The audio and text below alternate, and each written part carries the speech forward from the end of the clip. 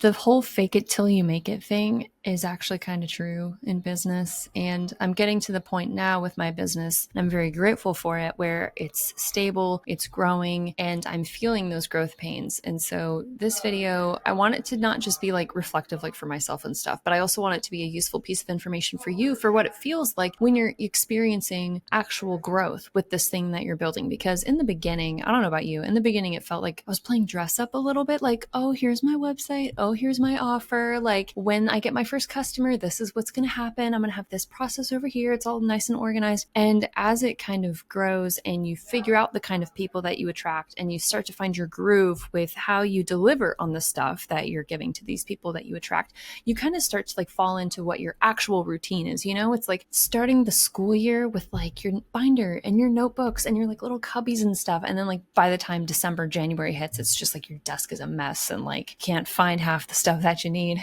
To me, that messy section is how you know like movement and growth is happening, because what you're doing in reality doesn't match what you thought that you would be doing, you know, systems wise. And getting to this point, right, where you're experiencing those growth pains, your internal operations can't always keep up with the external demand. That's a really common pain point that a lot of people feel as their thing starts to grow. There does not feel like there's enough time in the day. You feel like you need two of you. You feel like you're either delivering on stuff the business needs, like client-wise, or marketing the brand. And you really can't let either one fall short because it's cyclical, right? Like you need the marketing to get the clients, but you have to make the clients happy in order to get more business. You know, it's like the chicken and the egg. At some point, it's not dress up anymore and it's real life. And I'm a little bit at the point where I feel like there's a bit of imposter syndrome with it. Like, what are they doing over here with me? Like, there's so many other like older, more qualified people who probably do what I do. But then I have to take a step back and think to myself, no, they didn't go to those other people.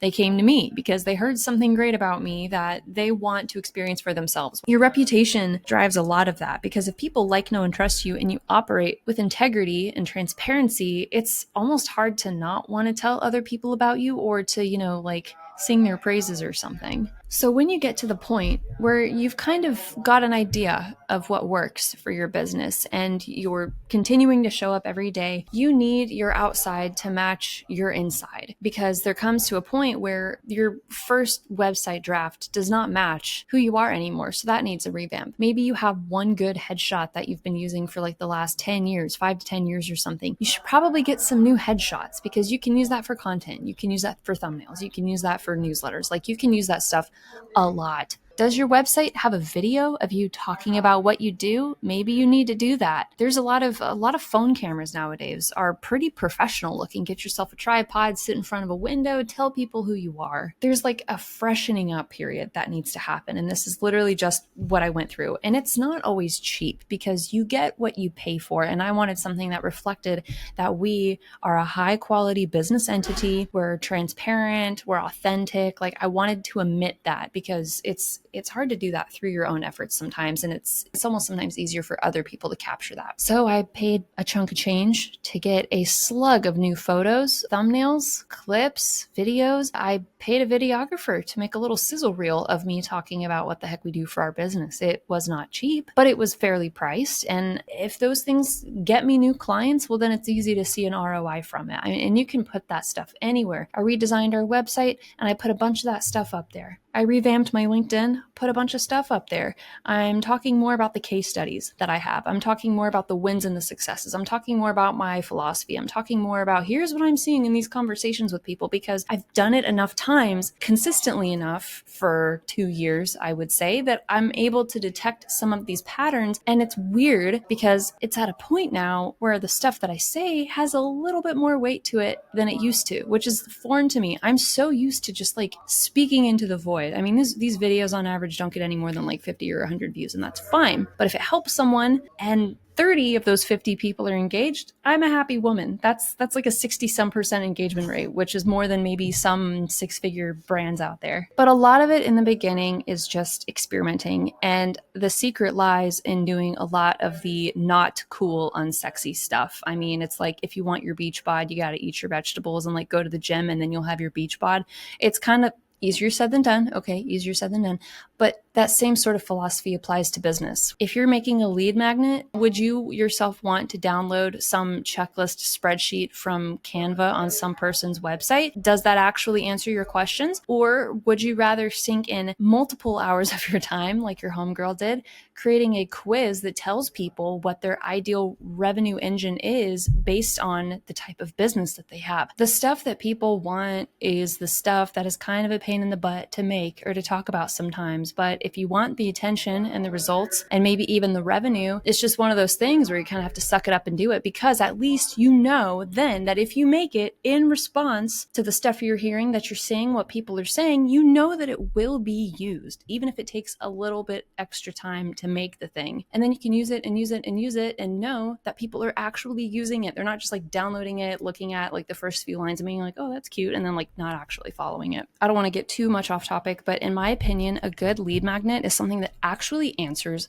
someone's question, and that answers their question in a very neat, clean, fast way, because people have really low attention spans. Everyone wants quick, immediate, short wins. And if you can give them a little nugget of something in like a 3-minute quiz. I'm just using that as an example because that's what I have. It makes that all the more attractive. People love being diagnosed. People love being put into a category. Oh, that's me. I'm that person. Okay, all I have to do is just do this thing or follow this formula. Any of those like quick formulaic categorical type analyses. Oh my God, people love those. It's like popping candy for them. I love those things. Personality quizzes. Holy cow. So this is just to say that if you do the work that you know you need to do. Usually it's not the fun stuff. That's going to make your life so much easier on down the road, because it's going to verify your credibility. It's going to add to your reputation. People are going to want to talk about it. People are going to want to have conversations with you about, oh, that's interesting. What do you think about this? Let's have a call. People are going to want to network with you. And the riches are in the niches. Okay. What I'm doing now is not at all what I was doing 2 years ago. 2 years ago, I was doing book marketing. I don't do that anymore. It is so much work, and it feels like there's a lot of pressure on you to perform in that way. It's just very high pressure because everyone wants to be a New York Times bestseller, sell 10,000 copies. I want to be a thought leader. Like, I don't really want to be responsible for making that kind of lemonade. So I would much rather work with someone that already has that. They've done the homework. They're clear on what works. They have a business model that's proven. They've got a reputation. They've got an engaged audience or network. And they're like, what do I do with this thing? Where do I put it? Oh my God, that is so much fun for me. And now I call it brand monetization. I've got a super special way in which I do that, a super special way in which I deliver and communicate those things to people. And for some reason, it resonates. Now, my job at this point is to figure out what is it that people like about me and how can I keep maximizing that so that I keep getting all this interest and know where to channel it. And right now I'm in this big experimentation phase where I'm trying like 2 or 3 different things to see which one works. Is it YouTube? Is it LinkedIn? Is it networking? And there's always going to be that period of experimentation, and you have to just put in the time to see what the heck even works. What do you like? What do other people like?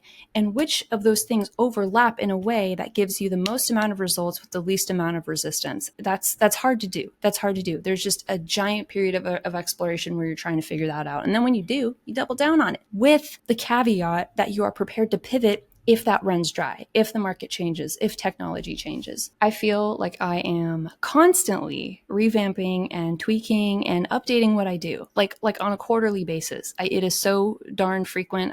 I feel like I'm doing it wrong because I'm updating so much, but I'm learning that a lot of other people do that too. Sometimes it's just necessary. My point is there's a lot that goes into running a business, growing and scaling that thing in a way that feels right for you. I don't want to be an enterprise. I want to be a lean, mean machine that makes other people happy. There's less people for me to manage, less stuff for me to do. That's my definition of scaling. It's really pretty and fun to look at, but it's not pretty and fun to look at when you're in it and building it. So take this video as a time saver for you from your homegirl, Lauren, telling you what the underbelly of entrepreneurship looks like, what needs to happen, things that I'm learning, things that I'm seeing, so that you can act proactively for yourself and your brand and make the magic happen for yourself. So as you can imagine, I've got a slew of stuff on my to-do list that I need to get done today. So I'm going to go ahead and do that. But I just want to make this quick, short video saying hi, catching up, seeing how you're doing. If you want to check out the stuff in my description, please feel free. If you want to check out the lead magnet quiz thing that I have that tells you what your like revenue engine type is based on your business, that's going to be in the description down below. I've also very recently started a second YouTube channel. It's much more business oriented. It's a little more cleaned up than this one. So if you want to go check it out, I think the channel name is Onward Bound Marketing. That's the business name. And there's going to be videos on there from both me and my husband. So you'll get to meet Nick, see him, and say hi. He's also my business partner, which is why I mentioned that. So that's all I got. Like and subscribe, and I'll catch you next time. Bye.